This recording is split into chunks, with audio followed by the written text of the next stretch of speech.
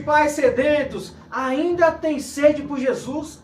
Qual é o tamanho da sua sede? Graça e paz, queridos, como é que vocês estão?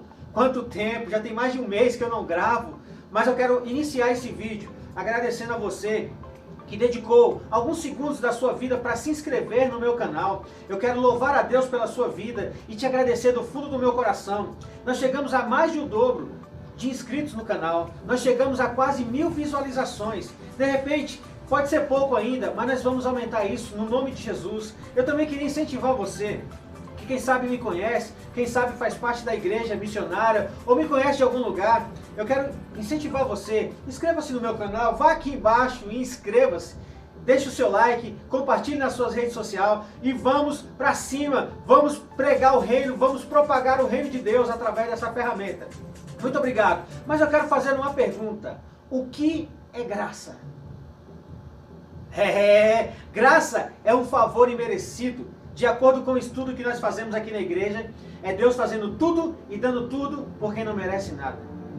Em Romanos 5:20, a Bíblia fala assim, a parte B do versículo, mas onde abundou o pecado, superabundou a graça. Exatamente isso. Onde o pecado de alguma forma ocorreu, a graça ela vai superabundar. É justamente isso que eu quero falar nessa hora. O que é graça? Não é só uma maneira ou uma desculpa de pecarmos e de sermos perdoados. É muito além do que isso. Eu quero ler um outro texto com vocês. Em Tito capítulo 2, versículo 11.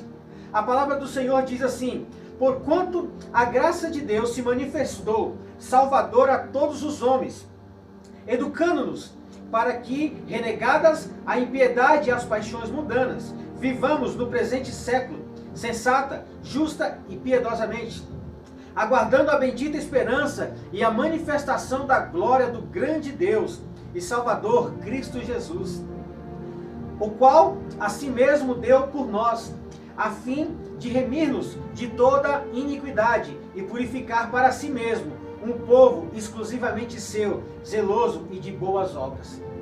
Essa última parte aqui do texto me diz muito ao meu coração, que Deus está querendo levantar um povo exclusivamente para Ele, aonde as suas obras, a sua maneira de se comportar, vai glorificar a Deus através da sua maneira de se comportar. Mas eu quero te dizer uma coisa, o que tem acontecido hoje nos nossos dias? A gente tem achado que a graça é só uma desculpa de eu pecar e ser perdoado, mas é muito além disso. Eu tenho um amigo meu, Farley Labatute, ele diz que crer numa graça que só me perdoa e não me santifica é crer numa graça manca. E de fato isso é uma verdade. Você acredita que Deus ele pode te perdoar, mas você não acredita que Deus pode te santificar? Charles Spurgeon, eu acredito que ele complementa isso. Ele fala assim, a graça que não muda a minha vida não salvará a minha alma. Ou seja, nós estamos vivendo nesse mundo de uma forma preparatória para vivermos no céu com Cristo. E você acha que Deus vai nos levar para o céu de uma forma totalmente enganadora aqui nessa terra? De uma forma onde que os nossos pecados sobressaem a nossa conduta? Queridos, nós precisamos entender que Deus, Ele tem uma maneira do povo dele se comportar nessa terra. E a graça é uma maneira que Deus encontrou de nos levar a viver a digna, aonde glorifica a Deus. Hoje nós temos visto que até alguns lugares prega isso. Não importa como que você vive, o que importa é que quando você chegar em cima do altar, as coisas acontecem. Mas não é bem assim, queridos. Deus ele tem uma maneira de nós nos comportarmos. No meu último vídeo eu falei sobre o novo nascimento. E o novo nascimento, ele é muito ligado à graça. Porque hoje, infelizmente, nós temos vivido de uma maneira onde que nós não temos glorificado a Deus. Hoje, infelizmente, dentro de muitas igrejas, ainda tem pessoas que bebem e falam assim, mas eu vivo na época da graça, eu peco por causa que eu estou na época da graça. Mas será que Deus, o nosso Deus, Ele não tem poder de nos tirar dessa situação de pecado, de prostituição? Não é só bebedeira não. Muitas vezes a gente acha que a bebedeira é um dos maiores pecados, não. Mas muitas vezes a gente está vivendo em situações onde a droga tem prevalecido, onde a pornografia, a prostituição, ela tem de alguma forma seduzido a muitos crentes que têm se apoiado justamente nessa graça, que só perdoa de uma forma automática. Nós precisamos entender, eu estava conversando com um amigo meu esses dias, para nós entendermos o que é a graça, nós precisamos entender o que é a santificação e a santidade. Antigamente eu achava que a santificação e a santidade era a mesma coisa. Mas eu descobri que a santificação é Deus fazendo algo por mim. E a santidade é eu fazendo algo por Deus. E eu sempre uso o exemplo de um porco. Ou seja, o habitat natural de um porco é o quê? É viver no chiqueiro. Mas Deus vem, assim como um dono de um porco, ele vem e tira o porco do seu habitat natural e vem dar um banho. Ele lava aquele porco, deixa o porco rosinha, parecendo uma pepa. Mas qual é a função do porco agora? Não voltar mais para o chiqueiro. Por quê? Porque Deus, através desse banho, Ele nos santificou. Ele nos lavou de toda a impureza, de todo o pecado. Agora, qual é a parte nossa? Que eu estou usando esse porco como exemplo, me entenda, por favor. Agora, a parte do porco é não voltar mais para o chiqueiro. É exatamente isso. A nossa parte agora é de nos santificar. Ou seja, viver de maneira digna, de maneira que louva, que glorifica a Deus. Queridos, nós precisamos entender que o nosso Deus é um Deus zeloso. E a graça, ela se manifestou justamente para nos salvar dessa condição de vivermos em meio ao pecado. Deus, Ele tem muito mais a fazer na nossa vida. A gente fica olhando, né, e imagina se Deus vai nos usar de uma forma injusta, de uma forma indigna. Deus, Ele pode nos usar muitas vezes pela misericórdia dEle, mas Ele quer nos usar de uma maneira santa, de uma maneira saudável. Por isso, de repente, você está me ouvindo, e quem sabe até hoje você está se apoiando. De repente você participa, quem sabe, você é um pregador da palavra, você trabalha no teatro da igreja, você é um líder de célula, é ministro de louvor, independente se toca ou canta. Mas quem sabe até hoje você está vivendo uma vida mascarada diante de Deus, se apoiando nessa graça enganadora que muitas vezes te pregaram. Mas eu não quero trazer condenação para você. Isso o diabo já faz muito bem. Eu quero de alguma forma estender as minhas mãos para você e dizer que há uma maneira sim de vivermos, aonde nós vamos viver de modo digno e glorificar o nosso Deus com a nossa conduta, com os nossos pensamentos, com a nossa forma de falar. Por isso, se até hoje você está aqui e está ouvindo essa palavra e está vivendo de uma forma enganando a muitos, pensando que está enganando a Deus, quem sabe você está conseguindo enganar até o seu pastor, o seu líder, mas Deus, Ele quer te transformar, queridos. E 2 Coríntios 3,18, a Bíblia fala: e todos nós, com o rosto descobertos, contemplamos a glória de Deus, e por ela nós somos transformados de glória em glória. Só vai existir transformação para nós quando de fato nós tirarmos toda a nossa máscara, toda a nossa maquiagem, e nós chegarmos com o rosto limpo diante de Deus e falar: Senhor, realmente eu sou igual um Jacó, eu sou um enganador, eu sou um trapaceiro, eu tenho tentado enganar as pessoas, mas no fundo eu estou me enganando. Queridos, todos os pecados que nós cometemos, nós sempre vamos querer negar ele, mas nós precisamos enxergar o nosso pecado como pecado. O pecado, ele faz separação entre o homem e Deus, e eu quero que você seja hoje muito sincero com Deus. Quem sabe ao assistir essa pequena pregação, você possa se curvar diante de Deus e se lançar diante dele. Por quê? Porque a gente tem um comportamento de negar as coisas.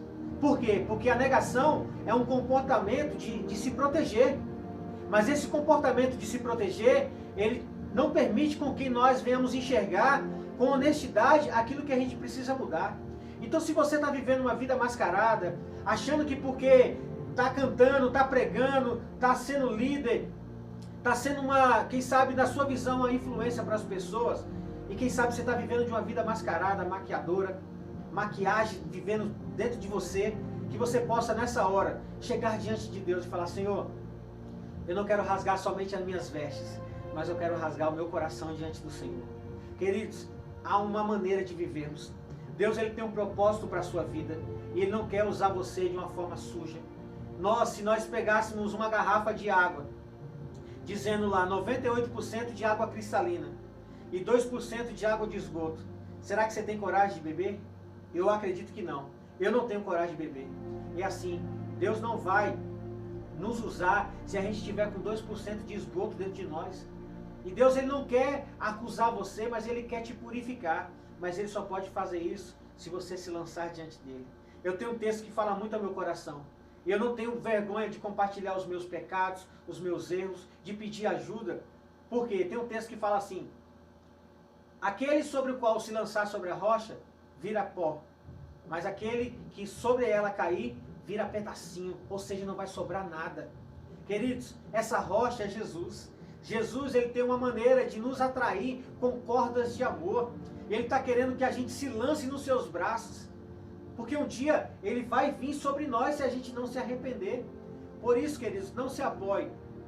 Porque até hoje você está pregando, você está fazendo algo dentro da igreja e quem sabe ninguém descobriu, quem sabe você está se apoiando nisso. Você olha para um lado, olha para o outro, fala: opa, ninguém descobriu. Mas Deus não quer isso, porque naquele grande dia o Senhor vai revelar publicamente e nós vamos passar a maior vergonha. Por isso, no nome de Jesus, que Deus possa estar abençoando a sua vida, que Deus possa estar te levando a um novo nível de entrega.